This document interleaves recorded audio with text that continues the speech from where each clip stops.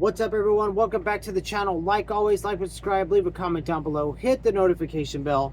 Today I want to do a quick video going over the book Star Trek The Next Generation Possession. This is number 40, not that I'm going in order or anything, by J.M. Dillard and Kathleen O'Malley.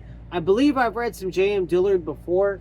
I was looking, but it's not there. I think so. I think I read a couple of her books, but I want to say Resistance was by J.M. Dillard, but now I can't remember. Anyways, look at this amazing cover art by Keith Birdsong. Probably my favorite cover artist of all time. It's just amazing. Look at it. Look at Worf and Troy, and they're two of your main characters. Okay, this book is crazy good. So they pick up this Vulcan master scientist. His brain, well, you don't know it yet. I'm not going to spoil that.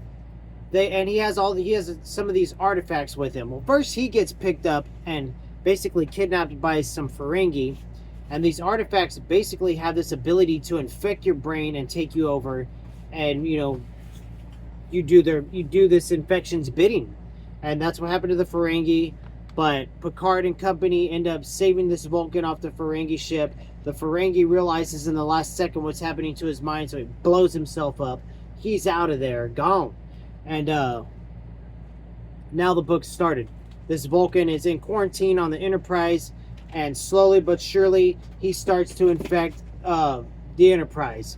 He gets Crusher, he gets LaForge, he gets Riker. Eventually the infection gets to Picard. Picard has some great scenes where he's fighting it because he's having like memories of when the Borg took him over. So you get some great scenes with Picard on that.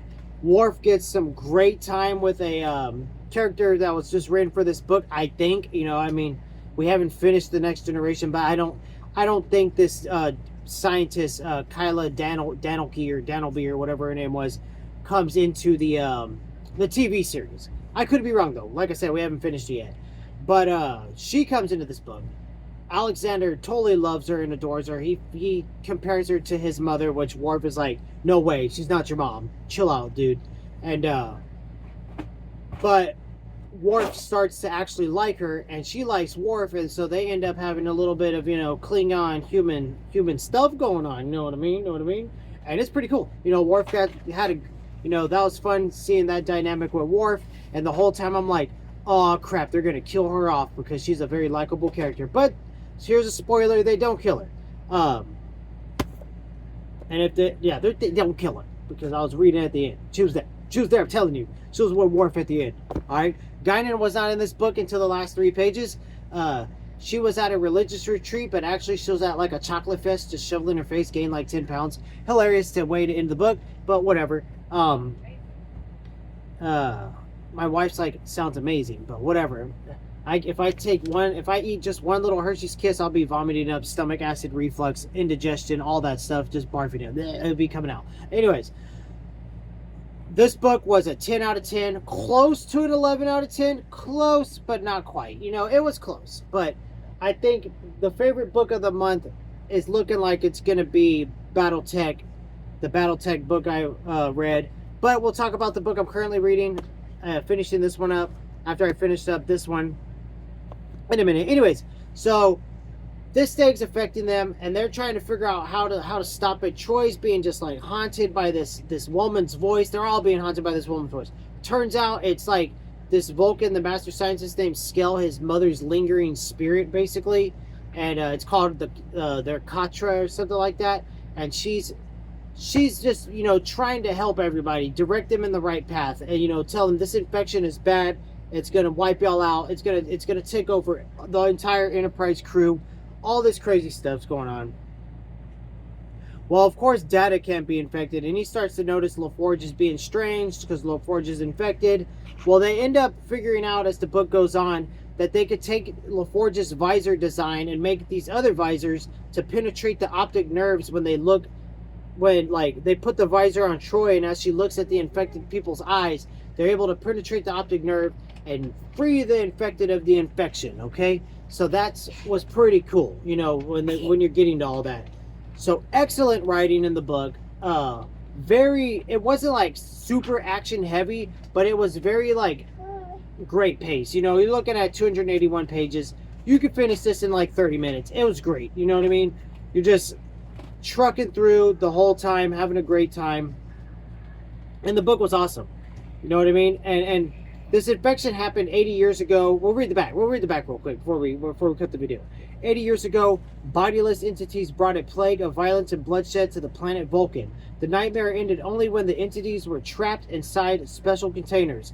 Now on the eve of a galaxy-scale scientific exposition, which I should have mentioned, that's why all these scientists, like scientist Tarmud, he was there. Basically, it was like, he was like the preliminary creator of basically data, or LaForge's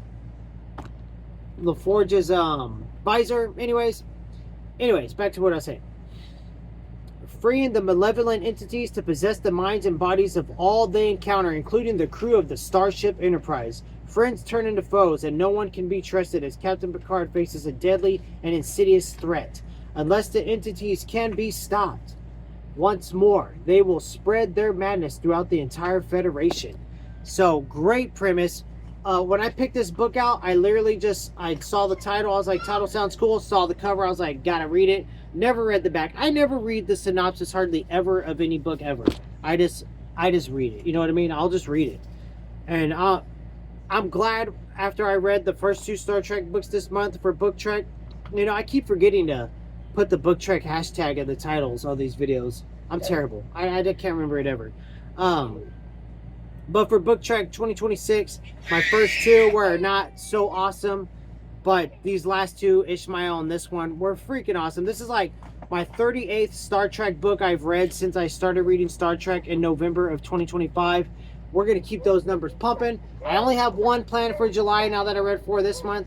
But if I get through my whole TBR, I'll probably read some more Star Trek. So, up next is W.B. Griffin. I had to go. I was planning on reading Star Wars, but I'm hooked on this dude's character work. And I wanted to read the next one in the Core series. Novel of the Core, Corpse, Core, whatever, tomato, tomato, potato, potato, you know what I mean, tornado, tornado, doesn't matter to me. I need to look up the pronunciation of it though, someday I will, I promise.